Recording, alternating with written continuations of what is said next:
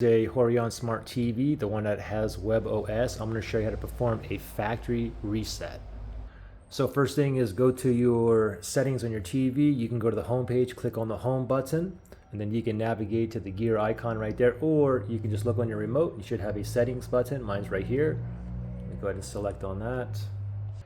And then on the left pane here, I'm going to go all the way down to all settings, down right there, all settings. OK on the remote. OK is that little round button.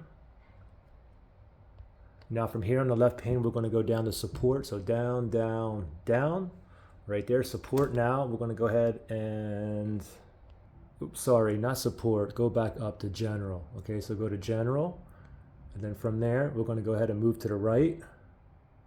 And then from here, we're going to go down to system, right there. Go ahead and select that, OK on the remote.